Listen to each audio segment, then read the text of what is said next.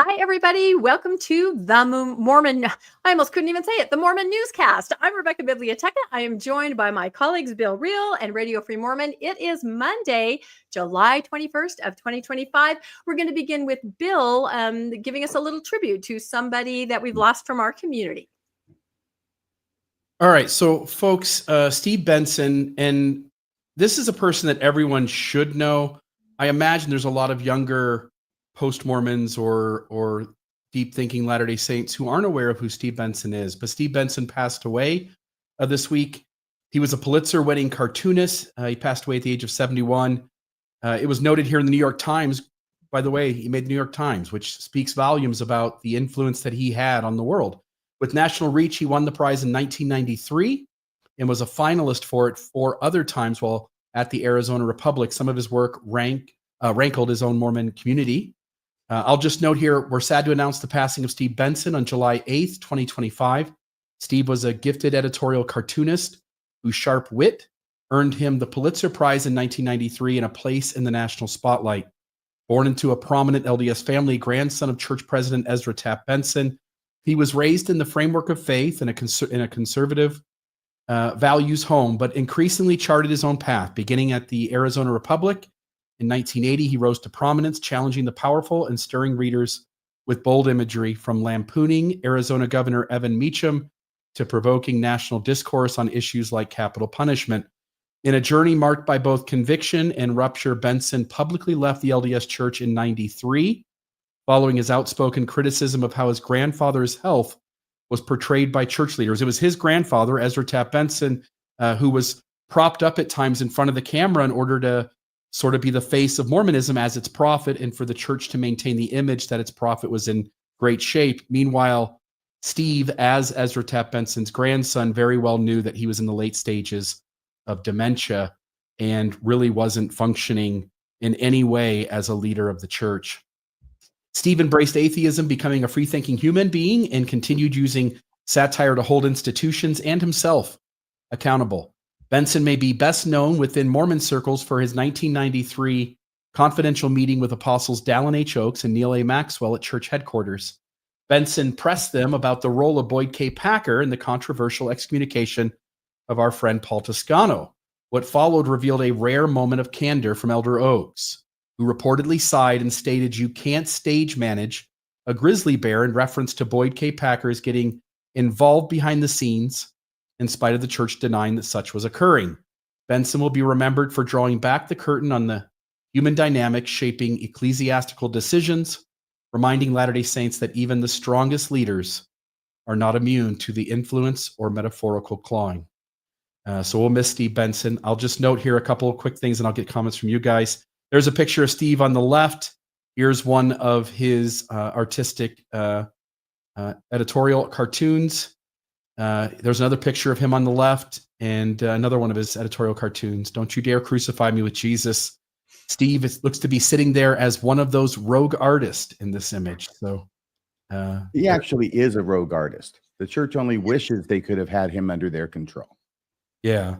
So we'll miss Steve Benson. He certainly had a lot of influence on our ability to gauge how far the church will go to prop up its leaders in a way that has them looking like they're functioning when they're really not, which leaves us all wondering when they are and when they're not, huh? I just remember that he was the first person that I'd ever come across that actually said something, that things aren't as they appear. As you said, pulled back the curtain. And I remember reading that when he said, "My grandpa doesn't send his love to all of you. My grandpa doesn't even know his own name right now." And I remember thinking, you can do that. You can say things, you can speak some truth, even if it isn't, the image that they're trying to portray. So it had an impact on me as the first person that I saw that said, wait a minute, things are not as they seem. So I'll always remember him for that. Well, I'm sorry. I thought you were at a period. I apologize. Close. Period. I'm done. Okay. So I want to say, I agree with you. I know exactly what you're talking about. And this speaks about what Mormonism is like as much as any other thing. And this is a common event, I think, that post-Mormons and a lot of still Mormons have experienced, which is you come to a point where you realize, wait a second, you can actually say what you're really thinking about the church because you see someone else do it, right? And you go, oh my gosh. Of course, usually they get excommunicated, and then you realize that's what happens when you do that. But not if you're the prophet's grandson. And that was the other thing that was so wonderful about what he did. It took courage. It took spunk. I really appreciate that he did this, because he also had the gravitas of being the grandson of the prophet of the church. And he, I think, was able to do this, whereas, me from off the street, I doubt that it would have ever happened. So he gets a one-on-one, a one-on-two meeting with two apostles, Elder Oaks and Elder Maxwell. And Elder Maxwell doesn't really figure in this so much, but then they're talking about the rule that the church has set itself, that the leaders at the top will not, do not, never do, honest to God, we never ever get involved in the local disciplinary decisions in the wards and stakes, except that Elder Packer did get in contact, either got in contact with the stake president, or I think the stake president reached out to him to try and be accurate, and Elder Packer took the call, let's say. And there was some discussion about it.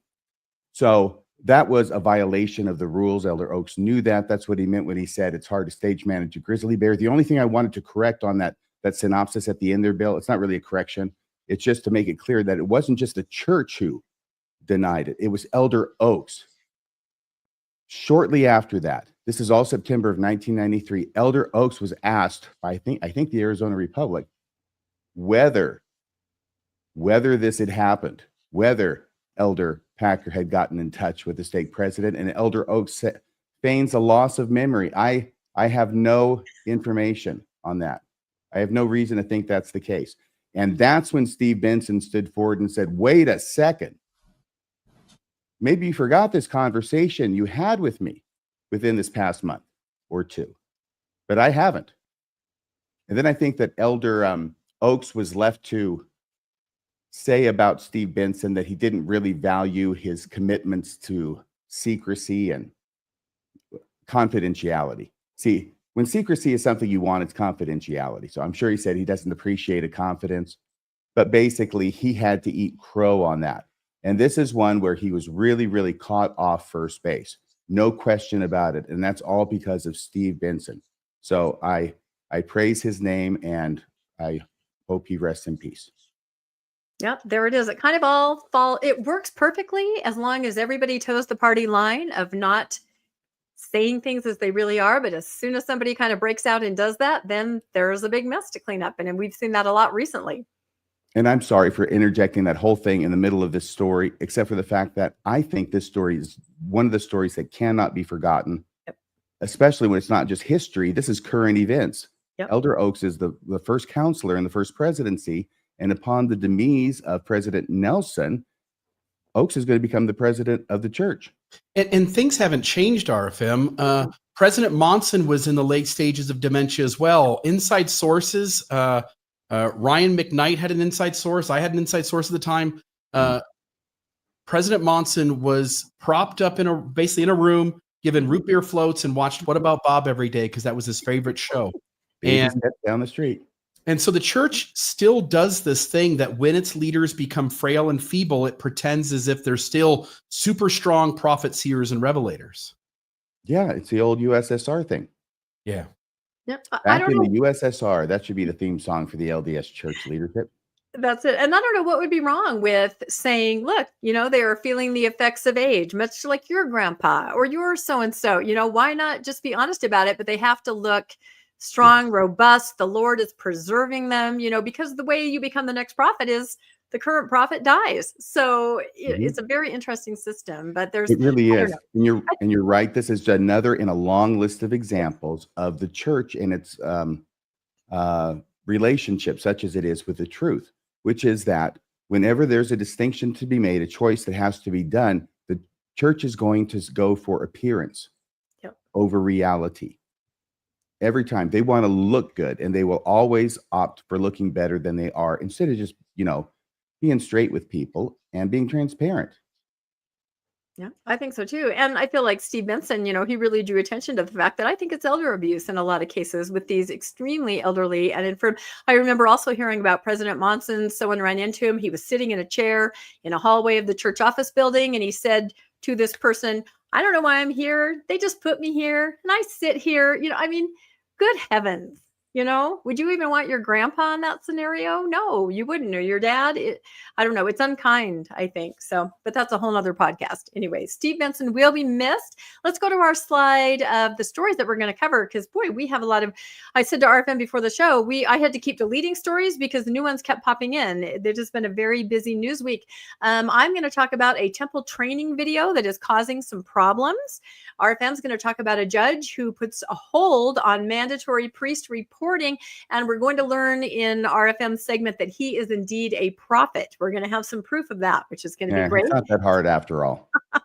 Exactly. Speaking of prophet, Bill's going to cover a female prophet ordained. This is extremely exciting news out of the Community of Christ Church, who attended the memorial for the Lesotho tragedy. This is that extremely tragic vehicle crash of a group of people going to a church activity in Africa. And we're going to kind of talk about that. So sad. And then a little bit more about the Fairview Mayor, who is just still pleading for a compromise in this dang temple scenario down there. So I guess we will dive right in. The first thing is my story here. I swear that every Sunday, last Sunday, and now this Sunday, I have spoken to people or received videos that have been really interesting. So I'm going to tell you guys exactly what's going on here.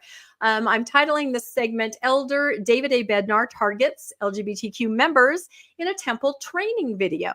So this is kind of how it went down. I put a short out today and I've gotten a lot of interesting feedback.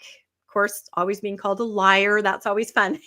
I'm not a liar. And I'm going to clarify everything right now. So I have a friend in the Seattle area who is a temple worker. This is a longtime friend, decades old friend. And this person, as a temple worker, let me know of a scenario that had happened in the Seattle temple last week. So if you work in the temple, you're either called an ordinance worker or a temple worker. There are various kinds of levels of temple workers. Some are just regular people that come in and take a shift. Other people have more, specific duties. It's kind of its own little world there. But they do gather before their shifts. Sometimes, in some temples, I think it's almost every time before their shift. In others, I've heard that it's, maybe just on a need to gather basis, but it's basically for training, a devotional perhaps, maybe procedures that they need to talk about. This group is coming in today. We need to do this and that. Anyway, just touching base with the group, which, any corporation does that, right? When they're fielding a lot of people that come in every day, or not so many people. Anyway, so my friend let me know that last week there was a training and they showed a training video. And I guess that's pretty common, little segment. And these videos come from upper church leadership. How it works is the temple presidency is instructed by upper leadership. We're talking about apostles, Q15, first presidency, in how they want things to work in the temple. And these little videos are put out and you can use those for training in the temple. And then the temple presidency will kind of clarify what's said in the video. So this particular video that they showed last week had to do with same-sex romantic behavior in the temple. Now, I looked up exactly what that means. I mean, we've seen it in the BYU Honor Code. It's in the church handbook. That could be as simple as holding hands, in a same-sex relationship, obviously a kiss, what would be considered very light behavior for a couple that was not a same-sex couple, right? Somebody at BYU doing that would not face any kind of penalty. Doesn't every guy in the temple hold hands with at least one other guy multiple times? Yeah, and this is what we're going to show. This is what I kind of, you're anticipating where I'm going with this. But this video basically was asking temple workers, ordinance workers, to be on the lookout for this. And if they see people engaging in same-sex romantic behavior, which, still is kind of nebulous. What is that exactly? How romantic. Yeah, how romantic. You're supposed to go up to them as the ordinance worker and warmly welcome them. Make the temple, not like when I went through, oh my gosh, it was like, are you wearing nail polish? Get out. They are all about being friends. No, that really happened to me. What color? Yeah. Light pink. Yeah, it was back in the day. But they are all about, the user experience and not frightening anybody and being very, very kind. And I know that they have extensive training on that.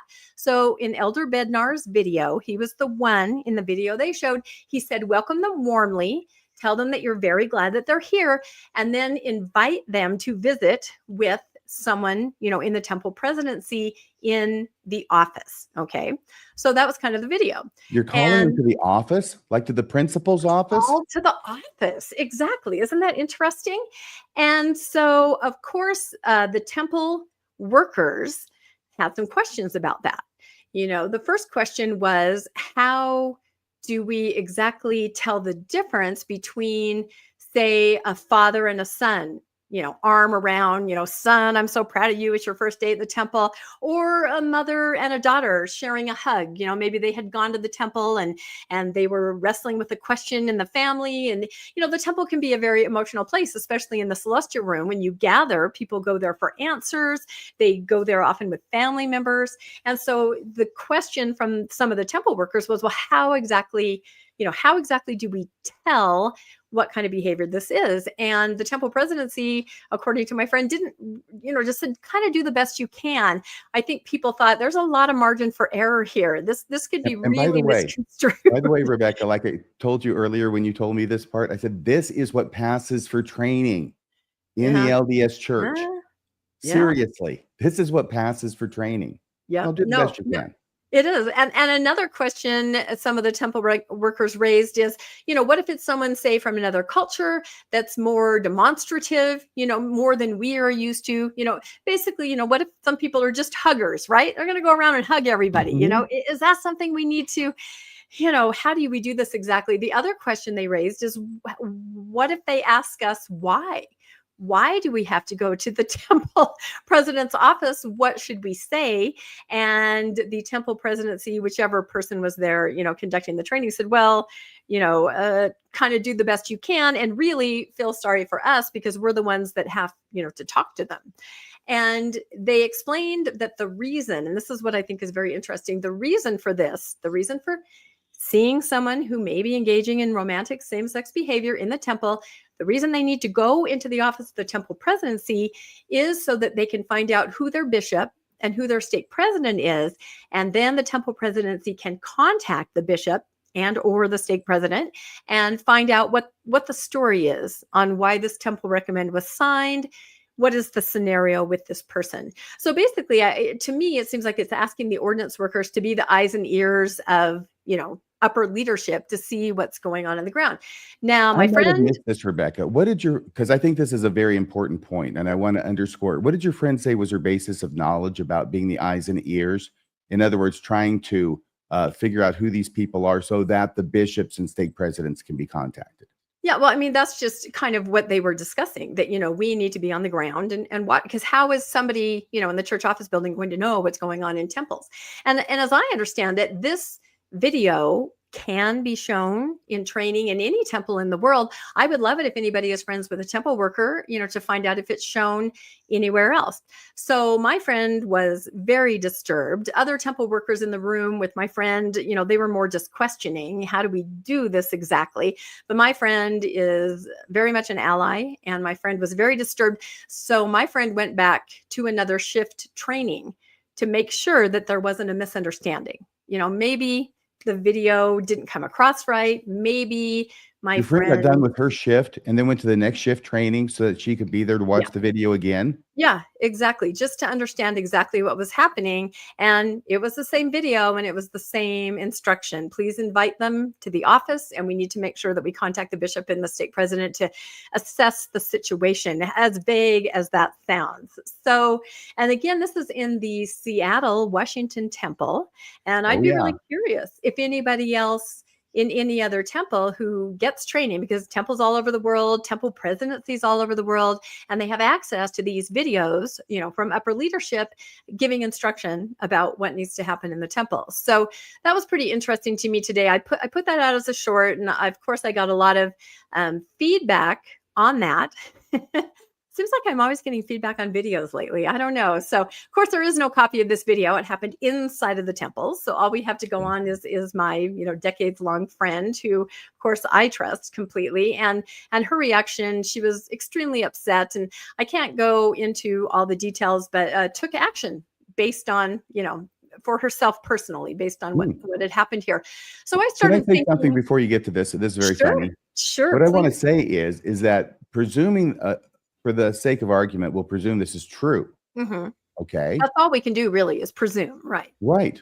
What it speaks to me of is that the leaders of the church, the top leaders, are concerned about their bishops and stake presidents giving temple recommends to people that they know are gay or in gay relationships.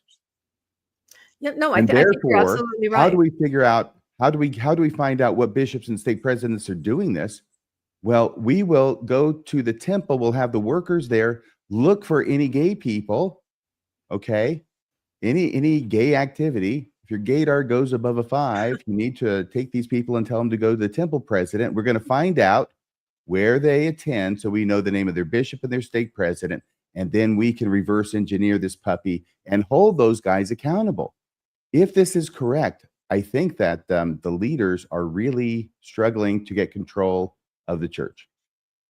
Yeah, no, I think that's true. And I think, what was I going to say? I just lost my train of thought now.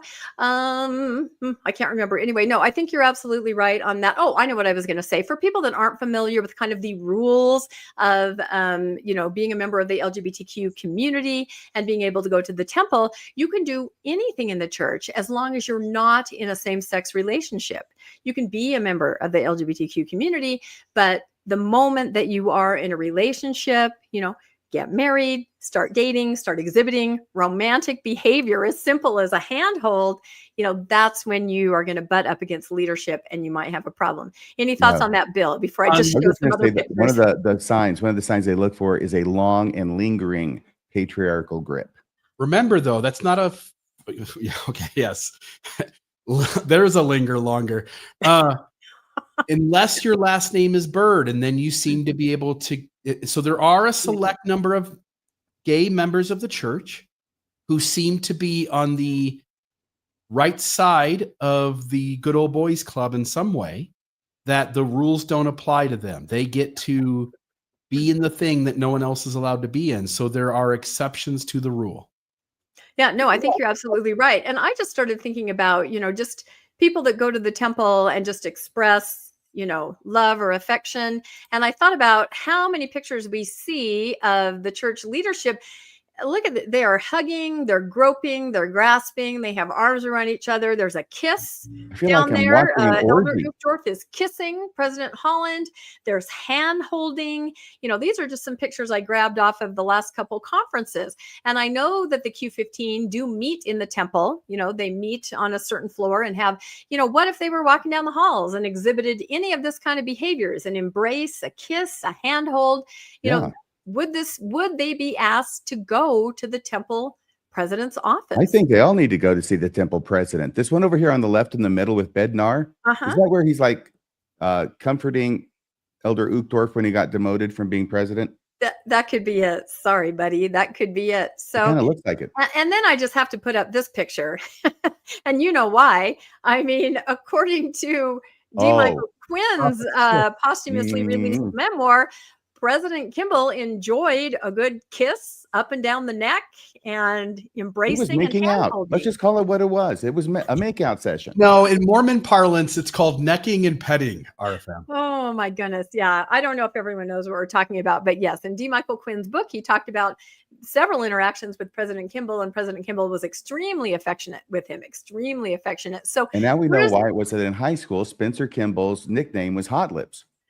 whew, well, I don't know if I can confirm or deny that, but anyway, your mind your goes friend. there. You're like, there's a lot of situations where you're going to be affectionate in the temple, and these poor temple workers are going to have to be scrutinizing, trying to determine your sexuality, trying to determine what a glance or a handhold or a pat means.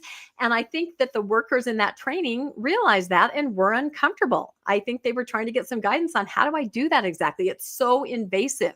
to walk up to someone. So here's a picture They of, also might be wondering why it is that gay people are in the temple.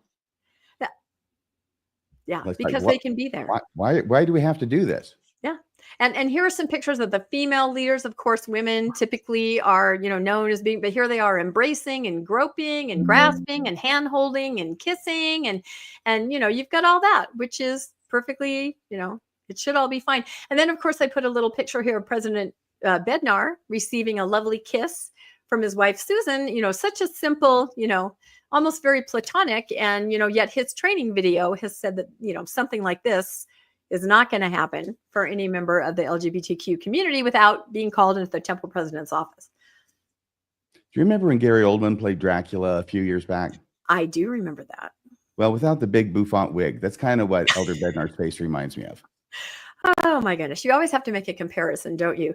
And a lot of these comments that I'm making, or these things I'm bringing up, were brought up in comments to my video that I put out this morning. People are going there and making these observations. I also started thinking, and so did people in the comments, initiatory, my goodness.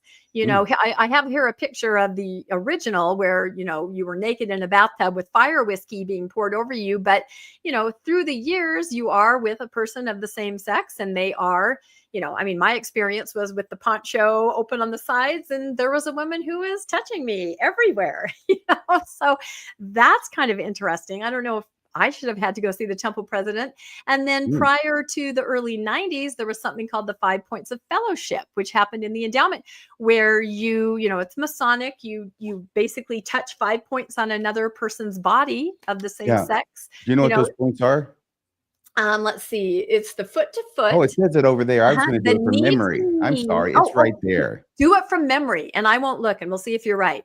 Well, now I'll get it all wrong. But, it was the inside of right foot to the inside of right foot, knee to knee. Yep. There was hand to hand, breast to breast. Yep. Well, no, breast to breast, arm, hand to shoulder, and mouth to ear. I think that was it. Yep, that was exactly right. And again, it's, hand to back. Hand to shoulder. In the temple, of course, it's Peter that's instructing you, but it is a master in masonry where you're doing the same thing. So anyway, all kinds of places and times in the temple where you are in contact, in the way that they were describing that, might not be what you're supposed to be doing. So when I first saw this, I thought this was step 3 in the all male cha-cha dance. 1, 2, 3, cha. 1, 2, 3, cha. Anyway, I really hope that somebody gets a hold of me or any of us and says, hey, yeah, I have someone that's a temple worker and they are seeing this training. Again, it's very new. We're talking less than a week old since my friend saw it. But, she was very disturbed just because she is an ally. And even everyone else in the room was just concerned about how exactly they would execute these instructions because there's so much margin for error. Hey, so Rebecca, anyway, we'll see. Yes. Did you respond to, was it some guy out there who says, what happens if you get the 6th point in? If you get what? Some guy out there says, what happens if you get the 6th point in? And I wanted you to answer that if you could. The 6th point of fellowship. Oh, the 6th point of fellowship. Oh God. Then you really have to go to the bishop. Swing. That's exactly right. So anyway, it's an unfolding story and we'll see. But yeah, let me know if anybody talks to any other temple workers and this is part of it. So, but just the idea of the policing and the policing of leadership, right? Those rogue bishops and stake presidents who might be letting people attend when they shouldn't. I think that's what they're trying to check on, right? So I guess so. I don't know. Or maybe they're thinking maybe they're getting there under false pretenses and trying to run into a sealing room and, I don't know, get themselves sealed in some unholy rite. Yeah. Well, that happened to me. I was accused of being a polygamist when I was simply peeking into a sealing room. With 3 of your boyfriends? Yeah. Well, no, this was with my fiance and I had taken out my endowment, but it was the next time we went back and he wanted to show me what a sealing room looked like because we were getting married in a few weeks. And so we kind of tiptoed off the beaten path. And I've told this story several times before, but we peeked into a sealing room and right away this temple matron threw herself into the doorway and said, I know who you are. You're a polygamist and you're trying to do a ceremony and we're not going to have this here. And, my fiance knew I was uncomfortable in the temple anyway, so nervous about it before going, even more disturbed after getting my endowment. And, he tried to explain, nope, I'm just showing my fiance. But boy, yeah, it rattled me forever. It rattles me to this day. I love that story. Every time I hear it, I love it more. And remember, these are the kind of people who are going to be determining who the gay temple patrons are. That's it. That's exactly it. So anyway, unfolding story. We will keep you all informed. And if anyone has any information, let me know, because I think it's pretty fascinating on a lot of different levels. I have a little bit more temple news, and then we'll move on to the next story. Fairview Mayor, a call for compromise with the LDS Church reflecting shared values. This is the wonderful Mayor John Hubbard, and he wrote an opinion piece in the paper. If you guys remember where we are at with Fairview, the conditional use permit was voted through, but then the residents group came forward and said, I think you guys needed a supermajority based on some calculations and protest letters. And the Board of Adjustment just recently said, we don't have any jurisdiction. So Fairview residents will be taking this to the district court, as I understand it. So while all this is going on, Mayor John Hubbard decided that he would write an opinion piece, and he's an awesome guy. Remember Mayor Henry Lessner? He was the one that we were going through this for the last year. New Mayor John Hubbard, equally awesome. He was a council member through the whole thing, so he knows what's going on. So I'll just read this really quick. Again, an opinion piece. It says, the Church of Jesus Christ of Latter-day Saints has been a part of our Fairview community for many years. Many of our residents are members, and they have contributed in countless ways to the character and well-being of our town. Fairview, in turn, has welcomed the church and its members with respect and hospitality that define who we are as a community. That's why the current dispute over the proposed temple and its prominent spire, again, I assume everyone's been following this, but it's all about how dang tall this temple, and really all temples are. The prominent spire is especially painful. What should be a moment of celebration, an opportunity to build a new place of worship and reflection, has instead become a source of division. This is not about religion. It's about respect for zoning ordinances, for neighbors, and for the shared values that help communities like Fairview thrive. To its credit, the church did participate in a mediation process with the town. We appreciate that step. Mediation is never easy, and entering it shows a willingness to listen. However, it did not result in an agreement that ended our community's concerns. And today, litigation continues, an outcome that I believe neither side truly wants, right? Everybody loses during litigation. Oh, yeah. Yeah. Remember, a lawsuit, you've said that many times. Yeah. A lawsuit is a mechanism into which both parties enter as pigs and exit as sausage. I like that. I'll remember that. All right. He goes on to say, a group of Fairview residents known as Fairview United, or FU, is challenging the town council's April 30th, 2025 approval of a conditional use permit for the construction of the temple. The lawsuit filed in Collin County District Court seeks to reverse or nullify the council's decision, asserting that proper procedures were not followed. There is presently no timeline outlining how the litigation will move forward. So the ball is kind of in Fairview United's court. There is, however, still an opportunity to move forward in the spirit of cooperation and mutual respect. The church has consistently expressed a desire to be a good neighbor and to live our principles of peace, respect, and community engagement. How many times has the church said in all of these temple scenarios, we just want to be a good neighbor? And I think about that. There's a difference between wanting to be a good neighbor and taking proactive steps to be a good neighbor, right? I think there's some verses in the Epistle of James, chapter 2, about that. I don't know if Mormons know those. Yeah, exactly. I mean, I can say I want to weigh 110, but until I stop eating cookie dough before the cookies are made, it's not going to happen. So wanting and doing are two separate things. So he goes on to say those values are deeply meaningful, and I believe this moment calls for renewed commitment to them. He says specifically, I urge the church to consider a further compromise. Now, they did compromise, as a little side note, in mediation to take the spire down from 173 feet, good heavens, down to 120. But 70 is what everybody is hoping for, the sweet spot. And they've been told, asking over and over again, that it's just God that wants it 120, just God. That's all. Not much you can do, just God. So he says, I urge the church to consider a further compromise on the height of the temple's proposed spire. Doing so would demonstrate that this building is more than just an architectural statement. It reflects faith lived out of action. Love that. It would send a message that the church values harmony over division and dialogue over litigation. A temple built through collaboration can become a symbol of unity and reverence, but if built through conflict, it risks becoming a lasting symbol of controversy in our community. Cody, Wyoming has entered the chat, and many other towns right there. Fairview is a place where differences are resolved through conversation, not confrontation. The church has always said it shares those values. There is still a path forward. Let's take it together. So I applaud Mayor John. That was really, really good. He's really trying to say, come on, we can do this together and everyone will be happy. Yeah, he is. But on the other side of the argument, the church already compromised once. And now they're asking them to compromise again, which means they want 2 bites at the apple. And I could understand the church kind of taking offense at that. Right, but what did they really compromise? 173 is an arbitrary number, just thrown out there. Well, by God, who then changed his mind? It is arbitrary. At least when they're in codes such as these, they're arbitrary, but they're still there. And all I'm saying is that they compromised with the city. It was non-binding arbitration to the amount, and they reduced it. And now the city, it doesn't make any difference, at least not to me, and I don't think to the church. If it's a different mayor, it's the same city. And now they want you to, we already agreed to this, and now you want us to, no, we're not doing that.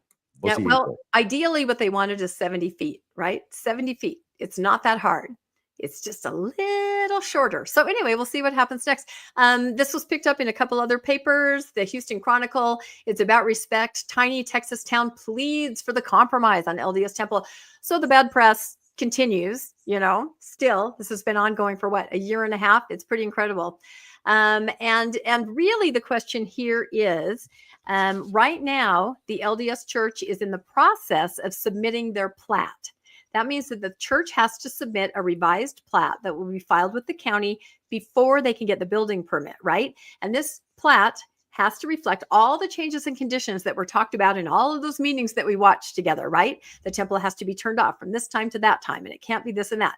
So as long as everything that was addressed during that meeting is in this new application, it's just administrative and it's going to get a stamp. However, here comes Fairview United, right? And the question there is, will Fairview United request and the district court grant an injunction before the LDS Church gets their plat approval and building permit? Meaning that Fairview United and their lawyer could say, hey, we got to table this for a little bit because we're still going to be going through the process in the court and we can't do anything now. So it may stall. We don't know what's going to happen next. Any thoughts or comments? I think I already gave mine. I think you did. I'm just saying, if I'm representing the church, everything that the mayor had a really good letter. Okay. Yeah. I usually don't think much of letters, but his letter that was kind of pushing the whole thing. These are your values, live up to your values. That was the best part of the letter. I think that was the most persuasive part of his letter. But on the other hand, looking at it from the other side can look at that and say, yeah, so we already did that. And now it's your turn to be true to your word and keep your agreement. Yeah. I'm with RFM. At this point, you have the city who's in a fight with its city council. That has nothing to do with the church now. Yeah. There also were things that they requested the LDS Church to do in order to get a pass with this, but with qualifications or caveats. And so the churches already has to make the next move and decide whether it's going to do those or not. And now to go back to the LDS Church and say, I know we agreed with you on these things, but now we want you to even go further. That just seems, they've taken it as far as they wanted to, and now they want to take it further. That doesn't seem fair to the LDS Church. Mm-hmm. I think they're just trying to say, can't we all get along? Honestly, the steeple has nothing to do if we all with just what happened abide by our agreements. Yeah, well, that's true. Although more and more, the steeple doctrine is creeping in there where, they're saying it is very important. So we'll see. All right. There's a little bit more temple news. I swear it gets weirder and weirder. I'm not kidding. It was a weird temple news week. So this is a video that somebody sent me where a woman who's an influencer on the LDS faithful side had talked to a general authority about temples. And she got some information about, why are there no more Moronis? The church has figured out that, it looks in other countries like we're worshiping a golden statue of Moroni, right? In countries where they worship golden statues. So no more Moroni, this general authority, unnamed, told this woman things like the church will never go into debt to build a temple. You don't go into debt when you have, $350 billion, yes. Things like that. So, but one of the most interesting things that she said, and she kind of asked the questions, true or false, right? There have already been so many temples announced recently, right? It's likely going to slow down a little bit, right? Slow the you-know-what down. Is this true or false, do you think? Are we going to slow down? What do you guys think? I know because I looked ahead. Oh, you should never look ahead. It's fun to take the poll without looking. Okay. What do you think, Bill? Are we slowing down on temple building according to this unnamed general authority? At present or going forward? Going forward. There's so many right now. Are we slowing down? It has to slow down. They can't build them this fast. It has to. It has to. And that is what's interesting. Yeah. As we learned from former church architect Laura Lee Hall, they can only still crank out about 8 finished ones a year, unless they radically change their process. So they have about a backlog of, like almost 200 that they haven't gotten to. Anyway, according to this unnamed general authority, let's see if I can move it here. Okay. It says true or false. Hold on a minute. Let me get over here. Okay. The answer is false. The goal is that every single member of the LDS Church in the world is going to have a temple in their backyard, 1 hour travel distance from them. What do you think about that? I thought you were going to say in their backyard. Yeah. 1 hour away from every single member. So that means 3,500 people or 4,000 people that are active? Are those the numbers that we came up with? Every single one is going to have a temple within an hour away. That just seems incredible to me. You're going to be able to see one steeple from the other. Yeah. We better hope nobody moves. Yeah, you better. Well, some of these areas are pretty remote. That's incredible. But where my mind went is already. You got one member. He's out on the Aleutian Islands. They build a temple within an hour, and the guy dies or he moves or whatever. And they go, damn it. No, the missionaries just have to work harder. But where my mind went is that already people that staff and clean temples and even attend temples, you are robbing Peter to pay Paul. Temple workers who go to, say, Bountiful, are like, oh no, now we have to split our time and try to go to Layton. The same people are just, kind of circling the drain, trying to staff these temples. So, and here's some corroboration. Somebody wrote me and said, there is something to this. My husband works in temple engineering and was told last year in training with the general bishopric that it is the goal to have many temples, that's MINI, within at least 1 hour of every member. They were told it was top secret, so it was not shared anywhere except for on the Mormon Newscast. I'm sure it's top secret because it's absolutely ridiculous on its face. It is absolutely ridiculous. And then I had to laugh because our good friend, Ron Jorgensen, he got an email just today, and this describes exactly what I'm talking about. And he lives in an area where a new temple is being built. And so 2 stakes are going to be siphoned off from a temple that's very close by and sent to support that temple, robbing Peter to pay Paul. And so the email says, dear Third Ward, good morning, Third Ward. We have a name of temple cleaning assignment tomorrow, July 22nd at 8:15 p.m.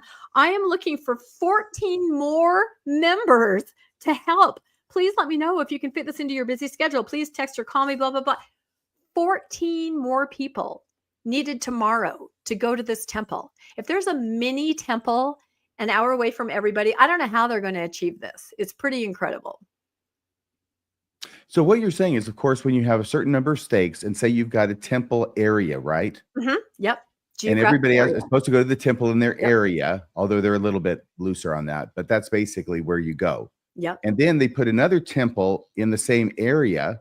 Well, they've got to divide it up now into 2 areas. So they siphon off stakes to go and help with that temple. And they're necessarily being taken away from another temple. Yep, that's exactly right. Because we've done some calculations, 21-ish% of attendance and award of those, maybe a fourth, half active temple recommend holders of those, that go, another half of that. The number just diminishes. And so you do have a lot of the same people that are going from temple to temple, being an ordinance worker, supporting the patrons there and cleaning. So we'll keep an eye on it. But, mini temples, mini temples. Mini me temples. The temple is such a great experience that it's really, really tough to get people to go. Yeah, that's it. Well, especially with the new Elder Bednar training, people are going to be nervous, right? They're going to be like this. kind of looking around. So, all right, I have one more little temple thing. I just couldn't resist putting this in because I mean, it just can't get weirder. I'm not even kidding. Okay, so I'm going to have RFM read this. There is a Facebook page, Instagram page where you put in your area code and it's called Missed Connections. And you might post, hey, to the barista at Starbucks on 52nd Street with the red hair, I saw you and I thought maybe you winked at me. Would you like to communicate? Right? Missed connection. Hey, I saw you at the gym. You were driving a yellow car. You know, I thought you smiled at me, that kind of thing. Here's So one. you're supposed, it's like help wanted. It's like help wanted, kind of. And now, you're putting out an ad and Yeah. you're hoping that this other person is going to peruse Right. the ads and read this say, thing and know "Help that you're the me." one that's, Yeah, and maybe exactly. there's something there and you're my true flame or my, Exactly. called. That's it. A missed connection. That's it. So this one came to my attention and it has to do with the temple. Now, this is really a post on this site. Whether or not the post itself is real, I don't know, but there were a lot of comments on it. So I thought maybe RFM, Oh my you could gosh. read this. This is Yeah. going to be very triggering for me. I want you to know. And if you, I'm sorry. want Would to you know rather why, have you can Bill ask read it? No, I can read it. I can power through this thing. Okay. Okay. You want to know why, you can ask my first why. Oh, But here we dear. go. I'm sorry. We both serve in the Blank. Salt Temple. Lake Temple. Yeah. I wanted to make it anonymous. You all, we don't know what temple it is. It could be any temple. Yeah. Well, But in anyone can the go to this. 208 misconnection, it does Yeah. have the name. Anyone can go to this Facebook site and you will find this probably about 20 posts down. Okay, but it does have the name of the temple there. Yeah. And Ooh. probably 208 gives it away. That's an Idaho number, right? Very good. Nancy Drew. You're Nancy amazing. Drew. We both serve in the Idaho Falls Temple. You always bring a calm light into the room. Quiet, steady, reverent, so sexy. We've shared glances, small conversations, and a kind of unspoken head bowing and saying of, I do, that's deeper than routine. You recently asked me to do ceilings with you at the Idaho Falls Temple. That invitation hasn't left my heart since. I don't know exactly what you meant by it. Maybe it was just spiritual. Maybe it was carnal. But it stirred something in me. We're both married and not to each other, if you know what I mean. We both live with covenants, and yet there's something undeniably present between us. If you see this, Not the Holy Ghost. Yeah. Oh my gosh. if you see this, and you feel, it could be one of our listeners that we're bringing it to their attention right now. That's If you what I'm see this saying. and you feel it too, I'd just like to know what this moment means to you. No pressure, no expectations, just a quiet reaching out across silence and sacred space. If not, I'll continue in quiet gratitude for the small moments we share while serving. Wow. You read that so poetically. And I can't really tell if that's a man or a woman, writing that. But of course, I had to make the Coldplay Celestial cam right there. Just thinking about that. I'm sure everybody's been following that over the last week. And just to prove it's real, here are some comments. Somebody said, I approve of this relationship, and a picture of Joseph Smith. Yeah. So, yeah. People were having a lot of fun with this. And again, perhaps somebody put it up there as a joke. I don't know. I That have last no idea. part did strike me as a bit AI. Yeah, and that's what I felt too. But if somebody did that, that is pretty funny in a not funny way. So anyway, go check it out. Missed Connections in the Temple.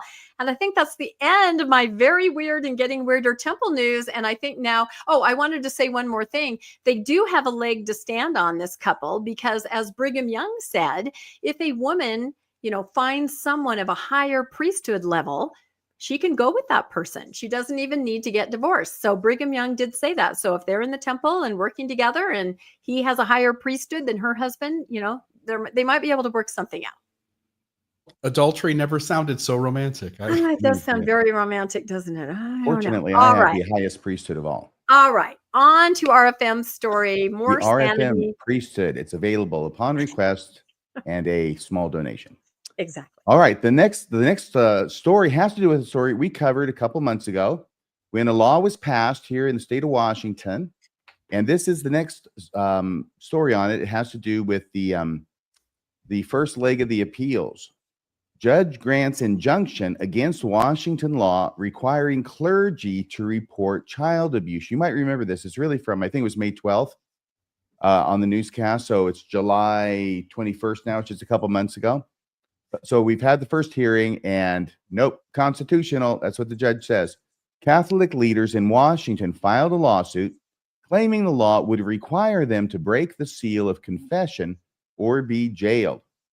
It's King 5 by Helen Smith, July 18th, 2025. It's the date of this article. Washington state passed a law requiring clergy members to report child abuse even if disclosed during confession on May 2nd, 2025. This law, Senate Bill 5375, was signed by Governor Bob Ferguson. The law makes clergy mandatory reporters of child abuse and neglect, a change that had been sought for 3 years, according to the Washington State Standard. That's a publication. Dateline, Tacoma, Washington. Washington's law that would require clergy to report child abuse or neglect, no matter how they learned about it, was put on hold by a federal judge on Friday. Catholic leaders who filed a lawsuit against the legislation were granted an injunction by Judge David Estudio with the U.S. District Court of Western Washington. Otherwise, the law would have gone into effect on July 27th.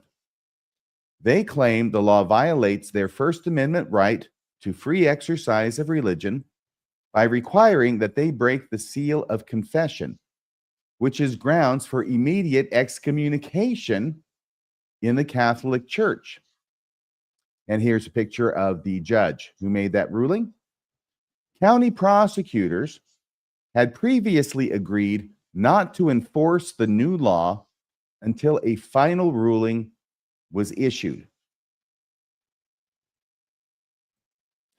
The bill, titled Clergy Duty to Report Child Abuse and Neglect, stipulates that clergy penitent privilege would no longer be recognized in Washington state when it comes to learning allegations of child abuse. Things members of the clergy learn in confession would still be confidential otherwise. Failing to make a report is a gross misdemeanor in Washington, punishable by 364 days in jail. It's jail, not prison. A fine of $5,000 or both. In a previous interview with King 5, Archbishop of Seattle, Paul Etienne, said Catholic priests had no intention of honoring the law, should it have ever taken effect. He said, "Our priests have told me, Archbishop, I'll go to prison before I allow the state to coerce any such information from me. And I think all of our priests feel that way," he said. The bill's prime sponsor, State Senator Noel Frame, said the bill was about protecting children from physical and sexual abuse and institutional cover-ups.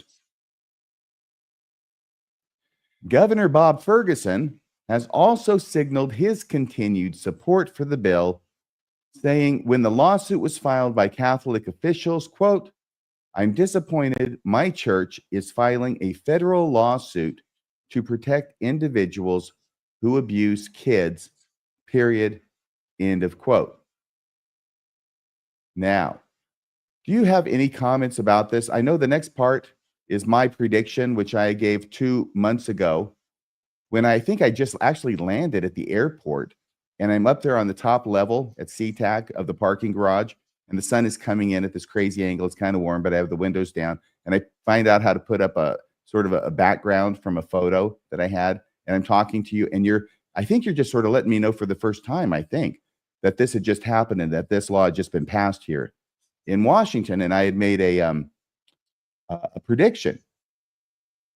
Yeah, you always throw a dose of realism onto the rest of us when it comes to know, legal I'm a issues, because positive we're getting bulldog. all, uptight, and you're like, no, this is what's going to happen. And it always is in every one of these No, stories. not You always, can not see always. You can see around corners. I was going to say, I'm just glad that we have someone on the earth who does see around corners. It's useful. That's right.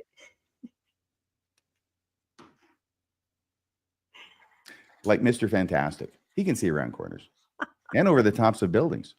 Did you like that movie, RFM? I haven't seen it yet. Oh, you I think haven't it seen comes it? out on Thursday, at least up here. Okay.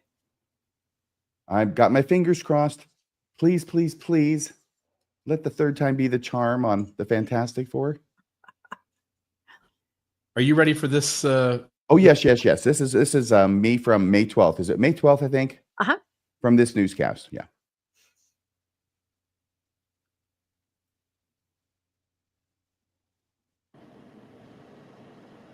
Yep. RFM, any thoughts? I say this is a no-brainer. Of course it's unconstitutional.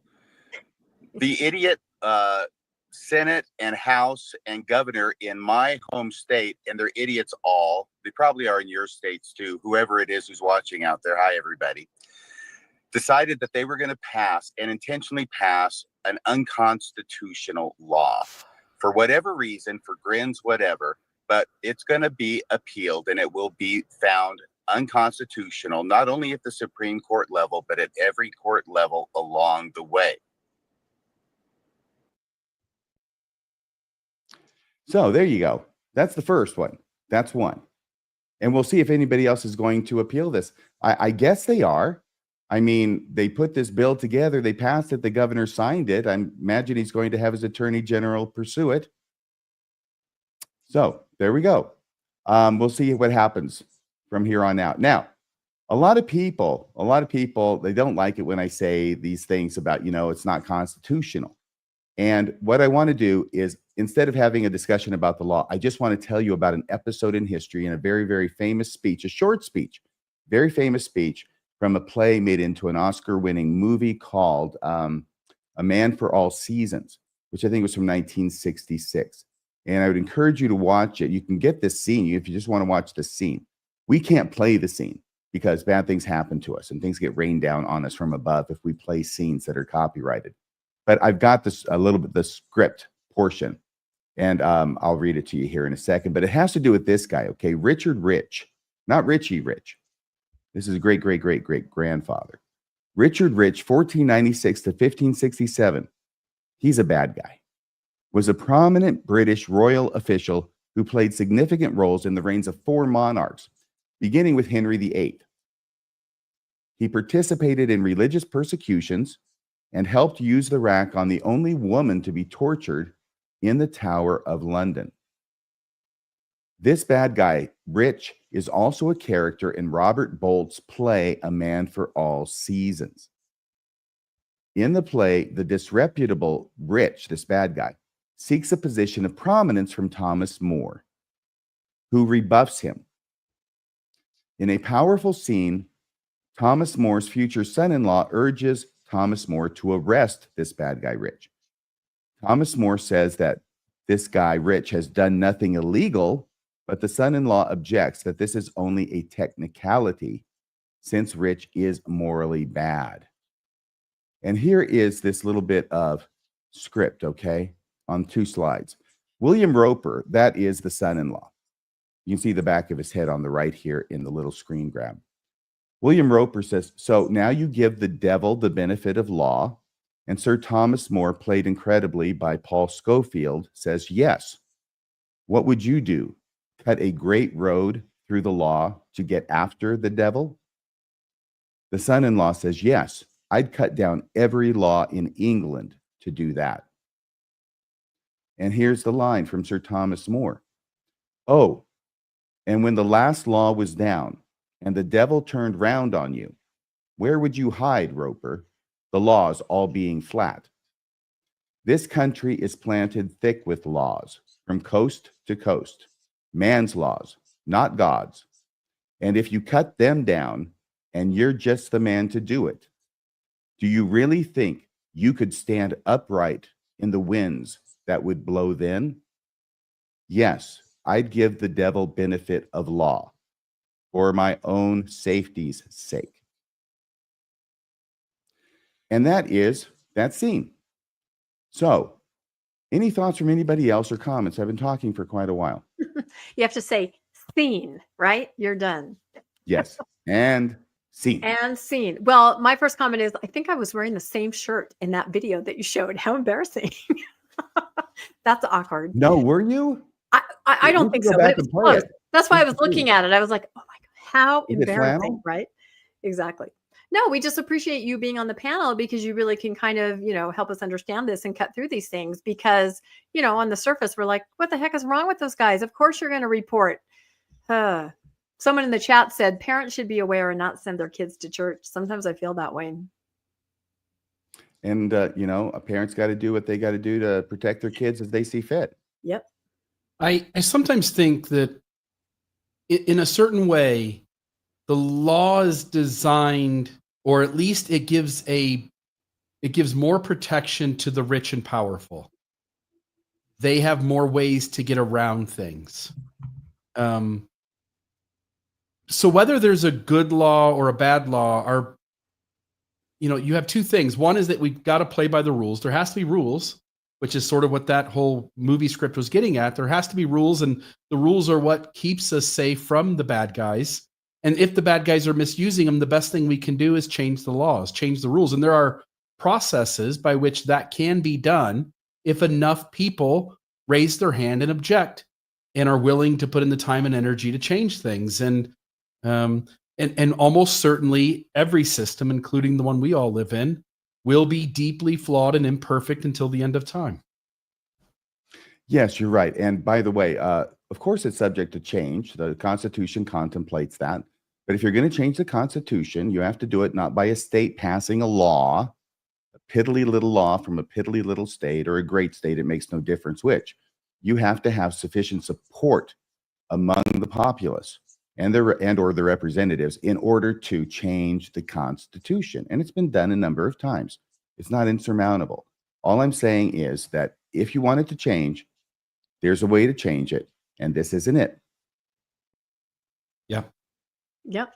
Great reporting, RFM. All right. I think we are on to Bill's story next, aren't we? Yep. So let me go back here. Sorry. We covered this before. We all knew that Stassi Cramm was becoming the next president prophet of the Community of Christ, formerly known as the Reorganized Church of Jesus Christ of Latter-day Saints. But she finally got ordained. First female prophet president. Says her church is in a financially strong position after selling the Kirtland Temple. So she got ordained. She is officially the prophet president. I'll just note here, there were three main things in the article that I thought were interesting. Stassi Cramm, former Air Force flight test engineer, has been ordained as the first female prophet president of the Community of Christ, who also traces its roots back to Joseph Smith. When Joseph died, the majority of folks went with Brigham Young, ended up in Utah. The next largest group of them eventually ended up following Joseph Smith III, and that's where our LDS Church, Reorganized Church, or eventually the Community of Christ, came out from. All right. They, with an educational background in engineering, organizational management, and religion, she brings a pragmatic, visionary lens to her role. This represents a clear shift, at least within one branch of Mormonism, away from the rigid patriarchy of traditional LDS hierarchy and toward a leadership model that fully embraces gender equality. The last time we talked about Stassi Cramm, somebody in the comments said something about other LDS factions that have top leadership being females. I'm not aware of any. And if anybody is, I'd love it if in the live chat, if you'd name what that that Mormon faction is that allows females into the upper echelons of leadership. But as far as I know, the Community of Christ is the only one. I'm sure there's something out there, but I've not heard of it. Away from the rigid patriarchy of traditional LDS hierarchy and toward a leadership model that fully embraces gender equality. Under Cramm's leadership, the Community of Christ is actively embracing inclusivity, not just in gender, but also in global and social issues like climate justice and gun violence. The church also boasts full financial transparency. Kudos to them. The church does belong to the people and not the leaders. If we take it at its definition of what a church is and what it's supposed to do and what it's supposed to be. So good on them for being fully financially transparent. I imagine the LDS Church boasts full financial transparency too, though. If by that you mean someone stands up and says, "We're doing everything just great, trust us." Yeah. The church also, see here. Sorry, I lost my spot. That's my fault. Yeah. They also have a future-oriented 5-year plan modeled on stewardship and accountability. So they lay out a plan and allow everyone to know what it is, and they're accountable to their membership for trying to carry that plan out. I think that's great. Signaling a stark contrast to the often opaque financial practices of the LDS Church. For those who've left Mormonism, this openness and willingness to evolve can feel refreshing, offering a compelling alternative built on trust and shared values. The Community of Christ, formerly the RLDS Church, they have a segment of people, they call them the Latter-day Seekers. And it's a group of Community of Christ members who used to be LDS Mormon, and they get to meet separately from the regular Community of Christ membership, and they get to sort of create some group dynamics as well as the worship meeting, what that looks like, and sort of keep it a little bit more LDS Mormon in some ways. And so they really do give a lot of flexibility to people coming in from the LDS faction.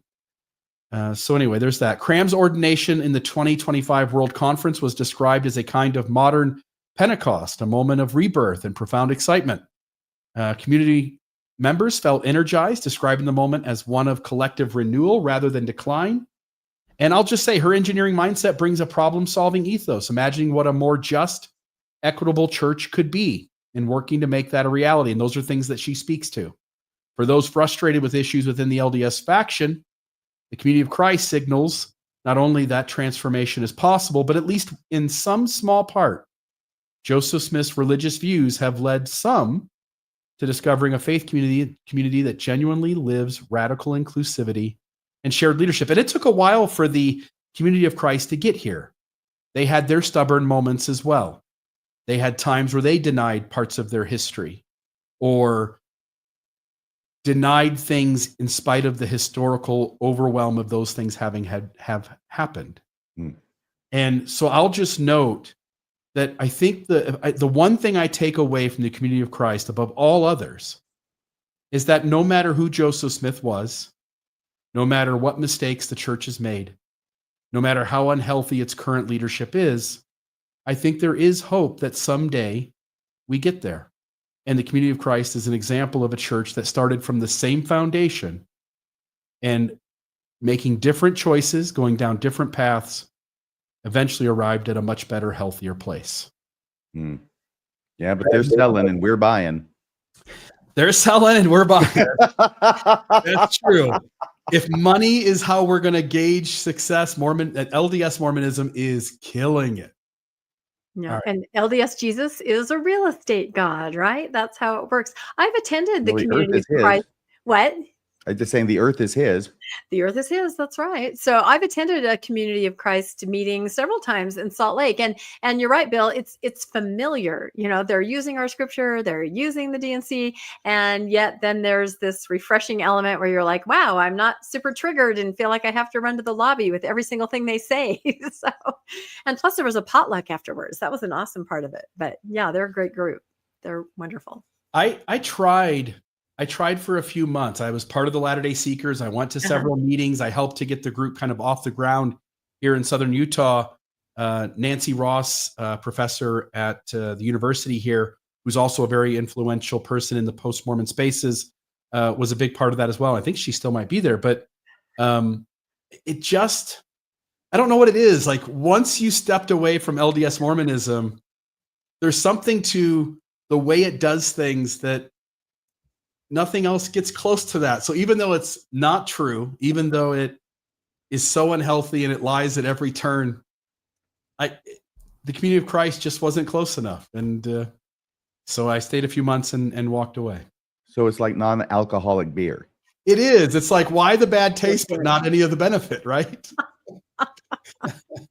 I've also been to a Bicker Tonight service before, and that was really interesting because to me, it was really the closest thing I think we can get to like old timey Mormonism, right? It really had all these different elements, and it was fascinating. If anyone has a chance to attend a Bicker Tonight service, I'd recommend it. Wasn't Chief Midiga a Bicker Tonight for a hot minute? Well, yes, there was that. About 2 weeks. Yeah, they didn't quite know what they were in for there, and they quickly had to say, They were warned. They were warned. They were warned. Yeah. We still don't know what's on those birch bark scrolls, do we? Oh dear. I'm sure they'll rear their ugly head again at some point. All right. Is that the end of your story, Bill? That was excellent. I love to hear about Stassi. She's fantastic. And someone in the comments did mention another LDS woman-led congregation. I don't know if you want to look back and try to put that up, but I saw it kind of scroll by. So now we are going to talk about a story that we have covered before. This is the extraordinarily tragic event that happened back in June. I think it was the 21st. In South Africa, there was a multi-car accident, and it involved a group of young people from a branch there and their leaders, and there was an extreme loss of life. And it's really hard. Whenever I see these articles pop up, my heart breaks, and these pictures are just so poignant. It's been really hard to research this. 11 people were killed? 15 altogether. The numbers were not clear when they first came out, but that's what we're going to talk about today: the memorial service, the funeral, and the actual numbers. So, but yeah, because I just remember you're a kid in the church and you always go on these trips. Either they rent a big bus or you're in a caravan.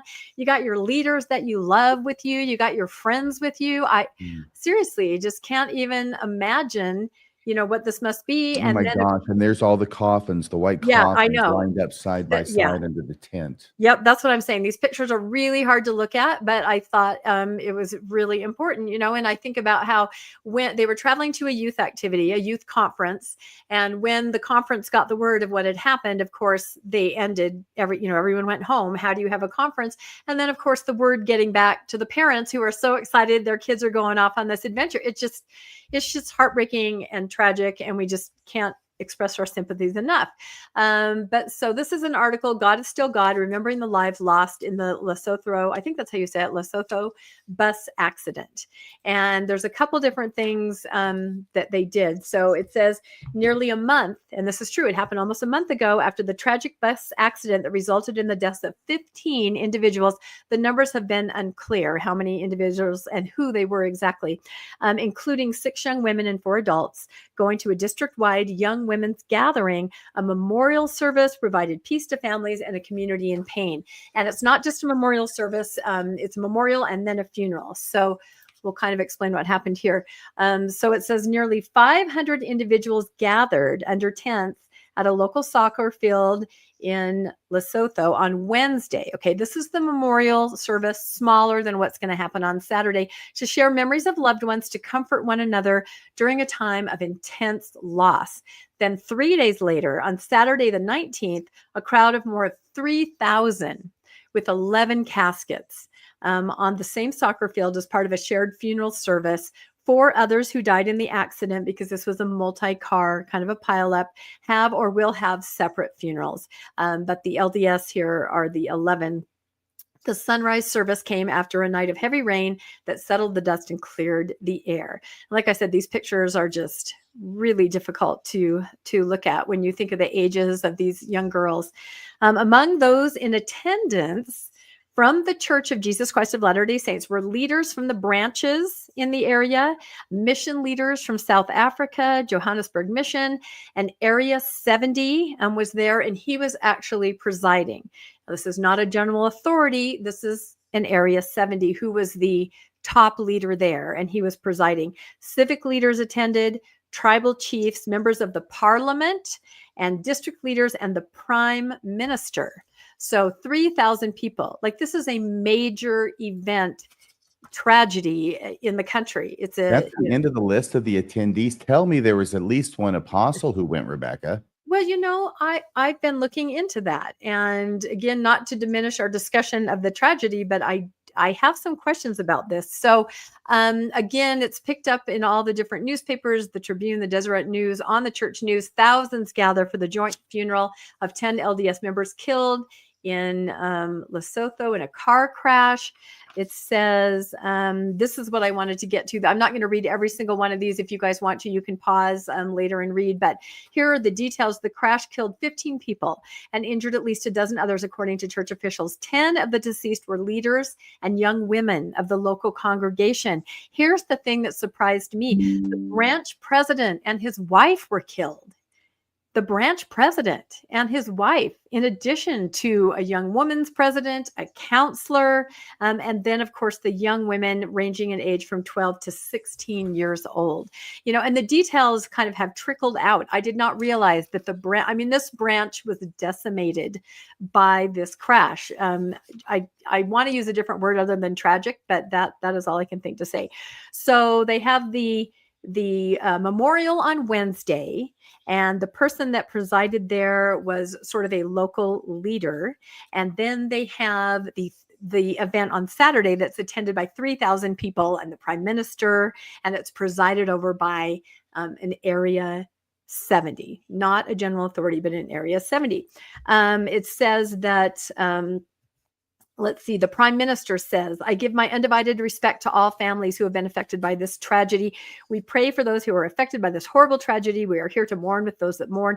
Our country is at a great loss. It is a painful time. So as I said, this is a national tragedy to them. The prime minister is in attendance.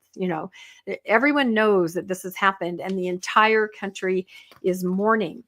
And let's see, there are 2,000 members of the church that are in that country. And like I said, this is one branch that was, completely decimated by this scenario. They also have an area chief that spoke, and he said, we wondered why God would not raise his mighty hand to comfort us, but everything that's been done in the wisdom of him who knoweth all things. I lack word to express how sorry I am, but I'd like to pass my sincere condolences to the families and the students and the teachers of these kids and everyone who is present today. And I say, may the souls of our brothers and sisters rest in eternal peace with our Father in heaven. So, they definitely tried to give some comfort and some peace. A young woman's president from a neighboring Latter-day Saint congregation said that she burst into tears and couldn't help but cry at the top of our lungs when they heard about the accident. I mean, this is impacting everyone in the area. But she says, of course, that she found comfort in the embrace of Jesus and pointed to his concern and continual care for everyone. And that was sort of the message, as it went on to say, let's find peace in the joy of the teachings of Jesus Christ. And this is a father of one of the daughters who was killed speaking. Let us raise our eyes on him. Let us look to him. Family will come to an end in this life. Friends come to an end, but the Lord remains the same today and forever. And may the peace of Christ abide with each one of you today. So definitely words of comfort. Now, here are a few more pictures. Like I said, they really put a lot of pictures out, and it's just absolutely so sobering and heartbreaking. But as I was reading through all these things and all these articles in different places, I kept looking for a statement or a presence from Salt Lake leadership, right? I'm talking upper leadership of the church. This is a national tragedy on the level that a prime minister would attend this. And I kept trying to read all the articles, and I couldn't find anything about any kind of representation, from church leadership. So I asked AI, to go out there and scour the articles, and it came back, several church leaders attended the funeral services for the victims, specifically the Area 70, and his name is listed there, presided at the funeral and spoke. So the most senior person will preside. So this is the most senior person that attended. This is not one of the 102 general authorities who are out there. This is one of the hundreds and hundreds of area authorities that are out there. And he presided there in that branch. And it also went on to say, let me go back here. This is AI again. It's important to note that while church leaders were present at the funeral and have expressed condolences from Salt Lake, the articles do not explicitly state whether any leaders from Salt Lake specifically traveled there for the event. And I couldn't find any either. And I looked at a lot of things. So AI, if they were there, we'd know it.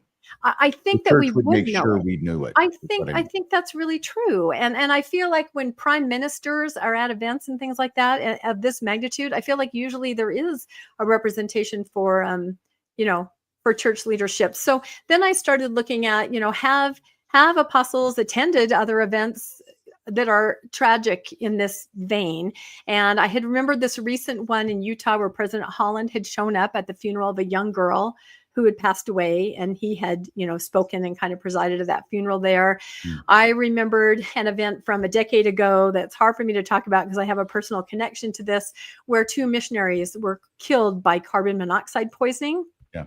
And we have Elder Cook and actually then Elder Nelson that attended their funeral. So, you know, upper leadership Q15, they have been known to go to these events. So then I also tried to look at, do they go to West Africa or Africa? Because I thought, okay, maybe they don't travel very much there, and that's why they're letting people on the ground represent them. And I found all kinds of instances in the last year and going back where many of them have traveled to many African countries, held conferences, you know, given remarks. We kind of talked about that, RFM. Encouraging them to pay tithing. Yes, we all remember. So apparently apostles can make their way to Africa to hit the members up for tithing, but not for a funeral at which 10 members are killed. Didn't something crazy happen in Mozambique?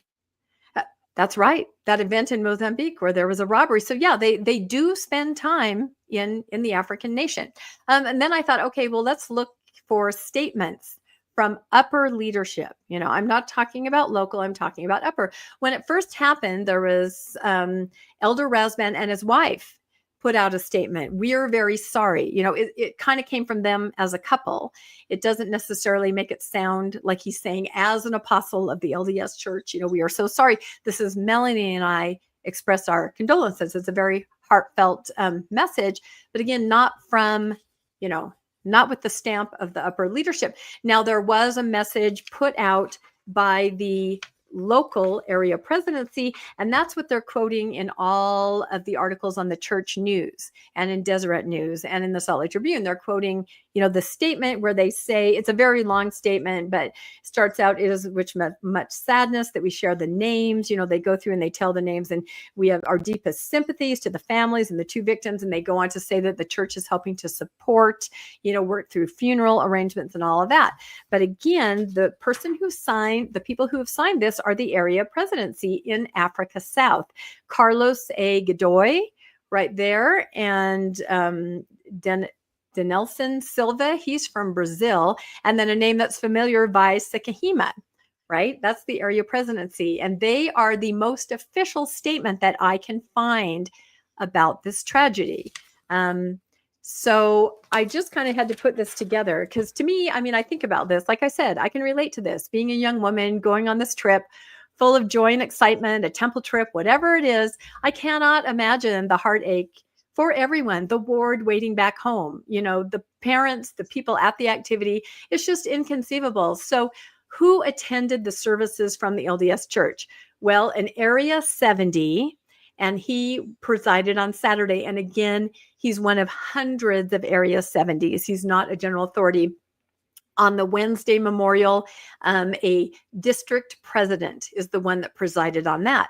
And then who released a statement, you know, expressing condolence here in an official capacity? You have the African South Area Presidency, like we just read, and also a more personal statement from Elder Ronald A. Rasband and his wife, Melanie. So I was very surprised by that because I kind of felt like, I don't know that we've ever had this kind of loss of life in the church. Can you think of any other time where it was something like this? This is a tragedy of epic levels. And I'm surprised that there isn't some kind of statement, you know, signed by the Q15 saying, we're so sorry. I don't know. What do you guys think?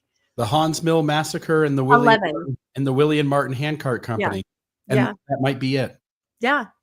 But as far as something like this in modern day where, you know, I mean, missionaries are killed and they, you know, and that's tragic and horrible. Yeah. I just don't even like to read the news about that kind of stuff, but they do, you know, sometimes they'll say something, but I was just surprised at a gathering where there was a prime minister that the highest ranking LDS person was a 70. So I don't know.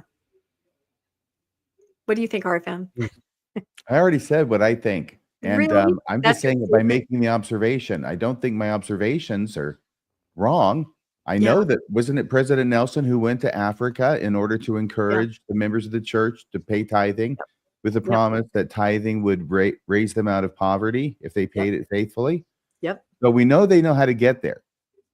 But they couldn't find their way there for this funeral service where 10 members of the church were killed tragically. Yep. I don't know what to make of it, but again, our hearts go out to everybody, and it's just really one of the most sad things that I've come across, and I'm really sorry for everybody. So, all right, let's move on to the next story. I think that's Bill. All right, this one really quick. I won't even read this. I just want to note that it happened. There was an article that came out this week, what it feels like to leave the Mormon church. I'm trying to remember what the story was published in, but it was a major medium. I don't remember what it was, but Brett Evans was raised a devout Mormon, and he talks about his leaving. He was gay, and he tried to fit in, and he did everything he could, and he couldn't make it work. So folks do want to go out there and look for that article, what it feels like to leave the Mormon church. So I'll just note that. And then this was something you mentioned earlier today. I had seen this morning, and I didn't read it. I was busy doing something else at the moment. And Was it Esquire, Bill? It might have been Esquire. Esquire magazine. Yeah. Did you look it up just now to see? Yeah. Something else that happened here, Rebecca, you brought this to my attention. Like I said, I saw it earlier, but you noted that this seemed like a big deal, and I didn't really see the magnitude of it until you had brought it to my attention. In 2022, in March, the Church of Jesus Christ of Latter-day Saints experienced a cyber attack that compromised personal data of some members, employees, contractors. The church was working with law enforcement and cybersecurity experts trying to figure out what had gone wrong. And if you, the audience, are asking, why are we talking about an article from 2022? I just want to note the last sentence here, that the church encourages members to remain vigilant about their personal data security. On some level, maybe the church should start to remain vigilant about personal data security, because they ran into the problem again. BYU Pathway, this just came out today. A week ago, July 14th, 2025. Statement and frequently asked questions on BYU Pathway data incident. BYU Pathway worldwide detected unauthorized network access that affected the personal data of some students. At this time, there is no evidence that this personal information has been used for fraudulent or other harmful purposes. What they seem to note, by the way, in that sentence is that some of the data that was compromised could be used for those things. It just hasn't been yet. They say we worked with U.S. federal law enforcement authorities and third-party cybersecurity experts to establish the origin, nature, and scope of this incident and to mitigate possible impacts. We have taken steps to further enhance the security of our data, including vendor access. This incident has been reviewed with staff, and security measures have been re-emphasized to protect against similar incidents in the future. Our top priority is the privacy and security of our students. The church and its various factions are always noting how their top priority are the people, and then everything they do or don't do seems to say otherwise. The security of their students, and we are taking all necessary steps to keep our student information safe. We regret any inconvenience or concern this incident may have caused, and with that, we consider the matter closed. Anyone with questions about the security of their information, don't call us. Instead, you can learn more by referencing the frequently asked questions below. So I did take 3 of the questions, what I think are most important, at least to the audience and understanding what happened. What personal information was affected? The breach systems contained personal data of current or previous online students served by BYU Pathway and its partners, BYU Idaho and Ensign College. The data accessed may include name, social security number, national identification number, and if provided, an account ID, but not a password. Contact information such as address and phone number, gender and marital status, religious affiliation, if provided, age, and records of educational courses.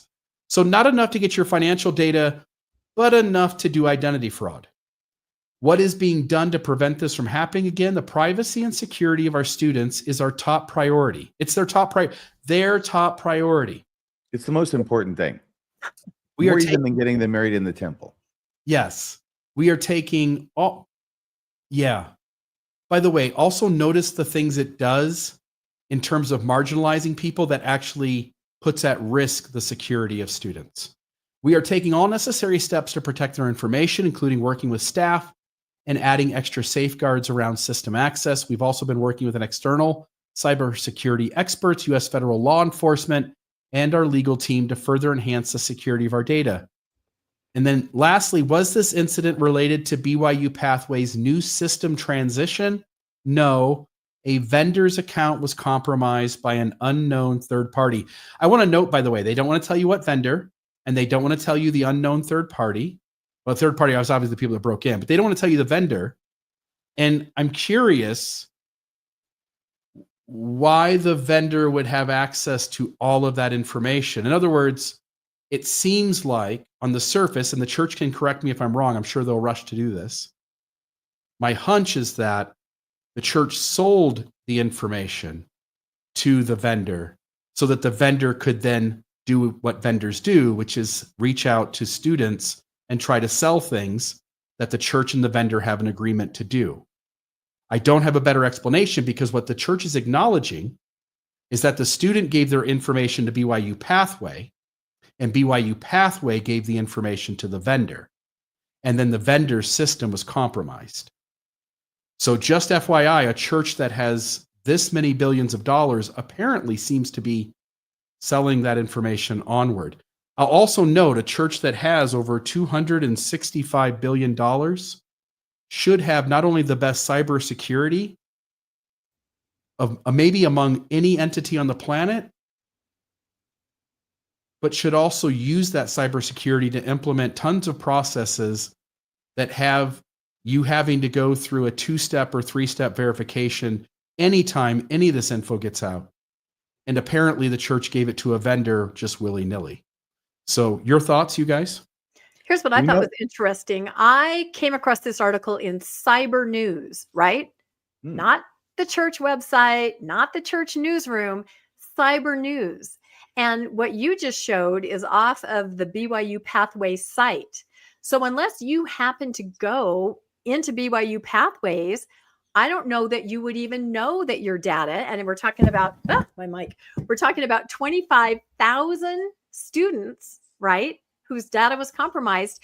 I haven't found anything like the church newsroom saying Pathways compromised. You would have to go log on to, your Pathways website, and that's where you'd get that information. Cyber News, outside of the LDS world, is where they presented that. So I think that's kind of interesting. Shouldn't they be telling people? I once had an employer, and I found out 2 years later that they had been hacked and my W-2 had been stolen. Like, they knew it was taken. They knew all the information was on it. They never told me. I quickly froze my credit and all of this, but it gave them a couple years to be doing stuff. So I don't know what's going on. So it's a sensitive topic, but I feel like the church might need to get the word out a little bit more to people that this has happened. You think the church would have enough practice hiding shit by now?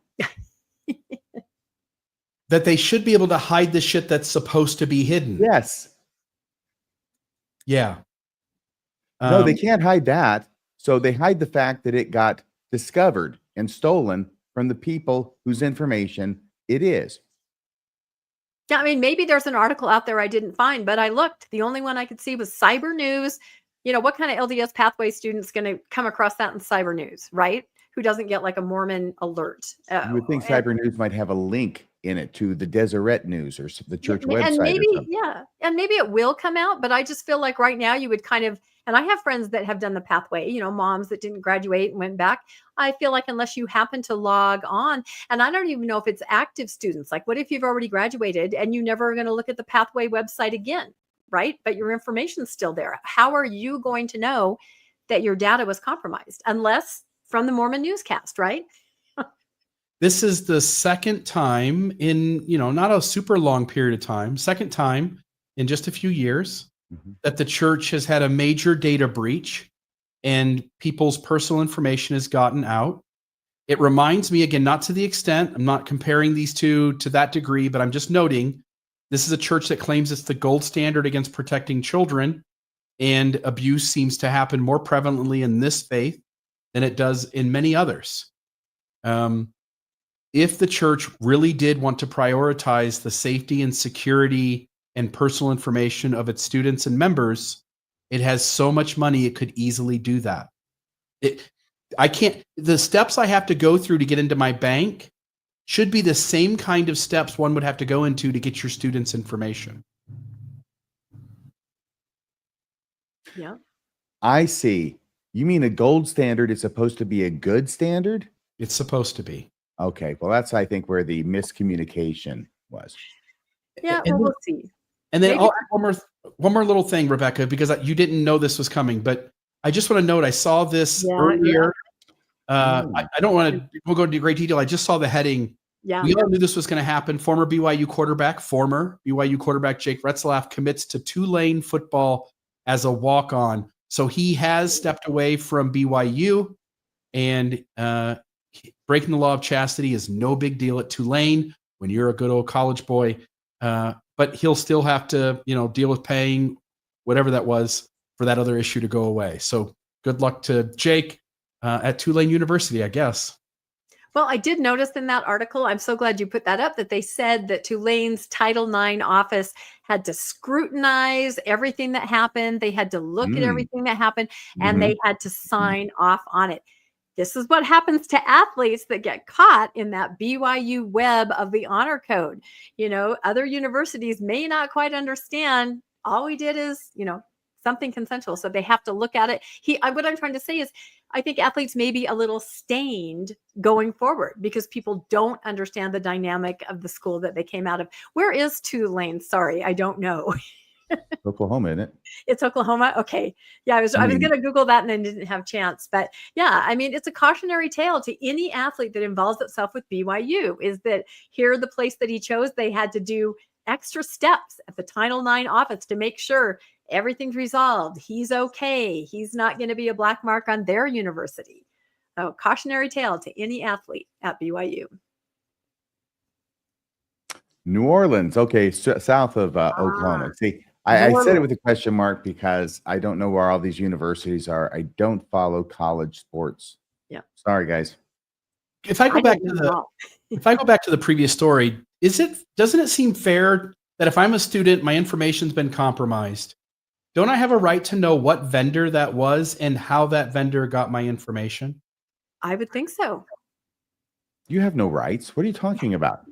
You signed this away in the small print when you didn't check the box withdrawing the automatically given permission for them to sell your information to other unnamed vendors. Yeah. Well, I wonder if somebody in our audience knows someone who's involved in the Pathway program that, might want to contact them and say, hey, I want more information about what happened to my info. That might be interesting. Yeah. If anybody feels like doing it, do it. Let us know. Vendors do vend. Okay. Vendors have to vend. All right. I think we're almost done. I have one more last little thing I think that I added, unless you added anything else, Bill. Like I said, it's the news day where everything just kept coming, So I have to say that, of course, this week we have all been following the Coldplay Kiss Cam. I don't have to explain that. But of course, out there in the Mormon world, actually, I think I made both these memes. But is that just a massive screen out there over the stadium? Yeah. And A the idea, screen? yeah, for anybody who doesn't know, the concept is they highlight a couple in the audience randomly. And when the couple looks up and sees their face ginormous in front of the whole stadium, they're supposed to kiss. Right? Which is cute and really fun, unless you're not supposed to be at the concert together. And then what happens? Mormon missionaries. Exactly. Like in this case, both people kind of just like sunk into the floor, turned around. And oh my gosh, I'm sure you guys have been following this all weekend long. You have, sports games. Everybody's doing it. People are standing there. It's just hilarious. It's broken the internet. And they say that it's really bringing everybody together. Everyone's so polarized, but they can all agree on the comedy of this. Of course, the CEO has resigned, all this kind of stuff. But here we have Joseph Smith, because he'd be okay with that. And then I had to put this up, the Coldplay. Wait a second. Did you mention who these people are and that he's married? Well, I think people assume that, yeah, and of course the lead singer said, "Oh, those guys are really shy, or they're having an affair." You know, it was one of those kinds of things. Just He's the CEO, or is he HR and she's of the CEO astronomer. He's the of the CEO same of company? astronomer. Yep, and she is the He's married. She's, head I of don't think. HR. Yep, and then standing next to them is the recently promoted VP of HR. So there's all kinds of stuff going on there, but it is just taken on a life of its own as it kind of goes crazy, and it's just, you know, everybody's reenacting it anytime they're at a game. So so I put Joseph Smith on there, and then I also put it in the light of shining a spotlight on someone who did not want to be caught on camera, the Coldplay Truth Cam, and that's President Oaks saying, "So we know that we have a mother, a heavenly mother, or mothers." So We absolutely know that. That's a great idea. I love that. yeah, I thought It's like they're the two kids in the front of the Titanic or something. It's that Or scene something. in the movie, Oh yeah, like I know that's the lesson. Top of the World or something. I don't know. Yeah, we're the top of the world. Well, it is interesting because it's been a week now, a little over a week since, you know, Mormonish put out this video of President Oaks, and, you know, not only have the personal attacks on me and my appearance continued, which is hilarious. What attacks on your appearance? What are you talking about? Well, you know, just saying that I'm a liar and That's I'm not your an appearance. anti-Exmo Mormon cat lady. And the video is as fake as the Botox that I use, Rebecca Biblia Botox. Botox. You know, Wait a like, I can second. They afford said you use Botox? Come on. But again, I welcome all that because it means if they have nothing to say about the information I've put out, all they can do is attack, you know, my appearance or who I am. Yes. And I so was especially offended. Remember a couple of months ago when those guys over at Porch Time gave you the Autist of the Month award? Well, you're the one that keeps bringing that up. Well, I'm just wondering if you remember. I think they've decided to make it a Lifetime Achievement Award. Exactly. And I agree with what Song says there in the chat. I am proud to be a cat lady. I'm a cat and a dog lady. I embrace that and love that. But another group of people are attacking this video as the deep fake, saying, you know, his fingers look weird. And they do. But again, this video was taken from, you know, kind of an old phone, old computer screen, Zoom meeting. You know, it's very grainy. So I can assure everybody that this, whether you want to hear what is said by the prophet or not, this is a real video, a very authentic source. It's not a deep fake. So well, Jacob Hansen said that this was a nothing burger. Yeah, he did say that. So was why did anybody think it's a big deal? Yeah, well, because a lot of people, especially younger people, have never heard that there is polygamy in the next life. Of course, I was raised with that idea. Jacob Hansen said, a nothing burger. We all know that. We don't all know that. Some people are extremely disturbed to hear this. And that's why this has kind of taken on a life of its own. In fact, I kind of added up all the different places it's shown up: Wheat and Tares, By Common Consent, Inside Out, Salt Lake Tribune, Exponent, Steve Pineker's show. I mean, everybody, Nemo did an excellent episode on it yesterday. Everybody is weighing in because this has a lot of meaning to people. You know, is it real? Are they saying it out loud? What does it mean? So I think it's going to continue going. It's very interesting. Well, I don't think we have to worry about it being real. Yeah, well, no, it's real. It's real. Yeah. Just like the temple training video is real. So I know, like, I found myself 2 times in the week being accused, you know, you're deceiving us. I have to go. My mommies are calling me. Yeah, exactly. That's exactly. One time I was in 9th grade, social studies with Mr. Shen. I was in 9th grade and we were studying LDS or American history. And there was a segment on Mormons. He did not like Mormons. This is not in Utah. And he said, Rebecca, you're a Mormon. Why don't you tell us about that? And I said, well, I don't know. I'll go home and ask my mothers.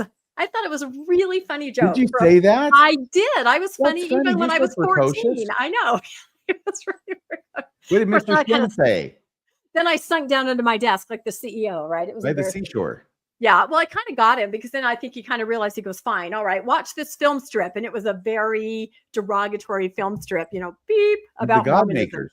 So yeah, but Watch it was this the God. cartoon. It was not the God makers. That would have been hilarious. Oh my gosh. All right. Let's end and talk about what we're going to be doing this week coming up. I think we have a lot of really cool stuff on Mormon discussions. Why don't you take us through that? All right. So this was an episode we did last week. I just wanted to note I think we had a great conversation about some things tied to both the Oaks, Heavenly Mothers, and also Joseph Smith's predatory techniques on this last Mormonism After Dark. I thought it was a great conversation. Saturday, RFM, talk about your show that you put out. This is a real fun riff on 5 issues having to do with the war chapters in the Book of Mormon, where apologists try and find evidence for the Book of Mormon, or at least explain away problems that these chapters produce. And actually, it's really bad for the Book of Mormon here. The war chapters are the Book of Mormon's Waterloo. Yeah, there you go. So check that out. And then Rebecca? Yeah, we have an awesome episode coming up tomorrow night at 6 p.m. Mountain Time with, of course, Dr. Randy Bell. We'd love to have him on. We are going to be talking about the rebranding of the LDS Church again. We see this all over the place where they're dropping of Latter-day Saints and just calling it the Church of Jesus Christ. And Randy likes to point out, and he's going to bring the receipts on this episode, there are hundreds of the Church of Jesus Christ. How in the world do they think they're going to get away with this? So this is going to be fascinating, and it'll give everybody a lot to say if you have friends or relatives in the church that say we are the only Church of Jesus Christ. So we kind of go through the history of the name of the church, and then we talk about where it may be trying to go more mainstream Christianity in the future. Although, how can you really enter the mainstream if you admit you have heavenly mothers? Yeah, that's rough. And when you got a frat boy Jesus in your logo, because he looks like he's on his way to a toga party. Yeah, it's channeling a little bit of Jim Belushi there. That's exactly right. So, and then I think you wanted to bring this up, Bill, or RFM, whichever one of you put this in here. And this is great. Excellent. Yeah. Thank you so much. This Wednesday on Mormonism Live is going to be the religious business. We've had Nathan Opfel, who is the director, producer, guy in charge of this show. We had him on the show a few months ago in preparation, but it is now about to be released. This thing says, this tag, what do you call it?